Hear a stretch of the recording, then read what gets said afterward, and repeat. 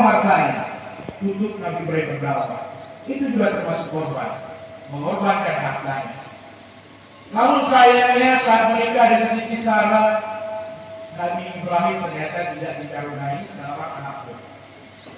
Hingga suatu saat Nabi Ibrahim memberanikan diri untuk bernazar, "Ya Allah, seandainya pada hari ini Engkau titipkan aku anak, Engkau titipkan aku momongan, niscaya akan menjadikan anak itu anak yang soleh, akan menjadikan anak itu berdakwah di jalanmu, dan bahkan jika setelah Engkau memberikan anak itu dan Engkau ingin mengambilnya kembali, saya rela ya Allah.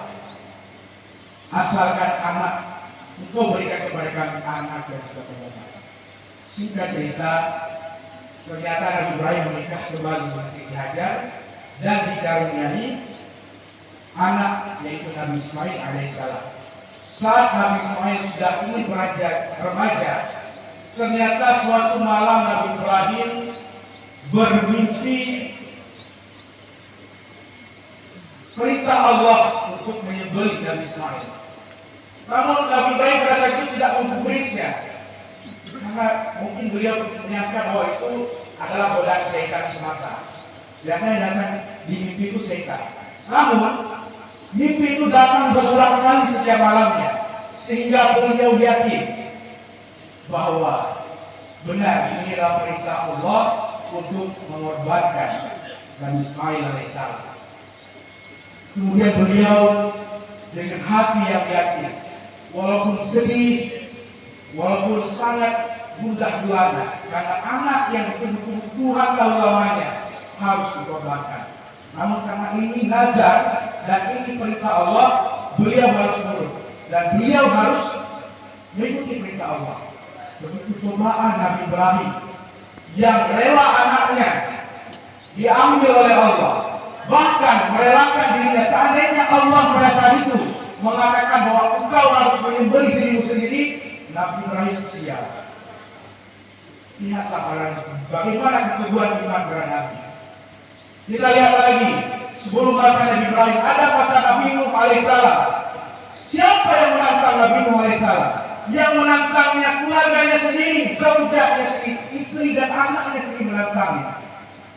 Dia tidak percaya kepada Nabi Nuh. Hingga suatu saat tsunami datang, beliau memanggil sang anak. Tapi apa yang dikatakan oleh anaknya? Qala sa'awi ila jabalin ya'simuni minal ma'. Anaknya berkata, aku tidak peduli dengan engkau. Aku akan berenang ke atas gunung untuk menyelamatkanku dari air bah. Hingga pada saat itu Nabi Nuh alaihissalam harus merelakan anaknya juga yang tidak beriman kepada Allah. Karena beliau sangat sayang kepada anaknya.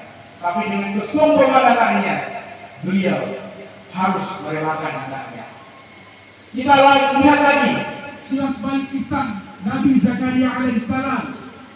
Bagaimana saat beliau berada di dalam pohon dan pohon itu akan ditebang oleh orang Yahudi karena mengetahui bahwa Nabi Zakaria bersembunyi di dalam pohon. Apa kata Nabi Zakaria? Ya Allah, jika kau masih menganggapku ada, selamatkanlah aku daripada orang-orang Yahudi ini. Allah berkata, wahai Zakaria, baru cobaan sedikit ini aku berikan kepada-mu. Kau sudah mengeluh. Bila Nabi Zakaria itu mengatakan, ya Allah, saya mohon maaf dan saya juga merelakan tubuh saya jika memang engkau menyuruhnya. Nabi Zakaria juga merelakan mengorbankan dirinya untuk Allah Subhanahu wa Ta'ala. Begitu juga di peristiwa Zulhijjah yang setiap tahun kita rayakan ini, Nabi Ismail alaihissalam yang akan menjadi orang yang dikorbankan oleh Nabi Ibrahim. Seandainya saat itu Allah Subhanahu wa Ta'ala tidak menggantikan Nabi Ismail kepada kibas, mungkin pada hari ini kita juga harus rela menyembelih anak kita. Apalagi saya yang seperti ini mungkin sudah menjadi buruan orang ya untuk dikorbankan. Ya.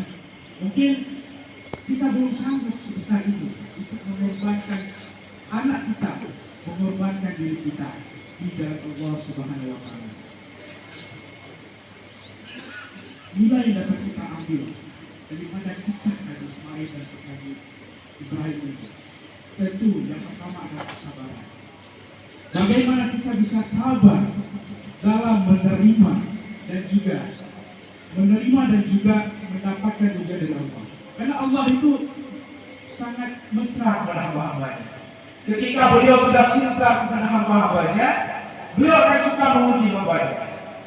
Ketika beliau sudah sangat suka kepada hambanya yang suka ibadah, yang suka dengan hal-hal kebaikan, beliau tentu akan menguji. Allah akan menguji kita dengan cobaan-cobaan yang besar. Allah ingin melihat sekuat apakah kesabaran kita. Apakah walaupun kita tidak sanggup menandingi kesabaran para nabi dan rasul, setidaknya kita punya rasa sabar yang diinginkan oleh Allah Subhanahu wa Ta'ala. Hadirin kaum muslimin yang dirahmati Allah, sidang jamaah salat Id yang dirahmati Allah, berbicara tentang berbuat baik dan berbicara tentang akan menjadi seorang yang baik.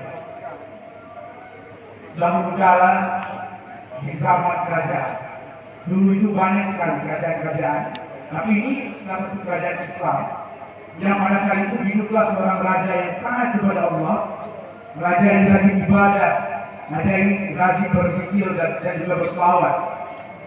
Suatu saat raja bersama sang penasehat. Raja itu kalau kemana-mana harus di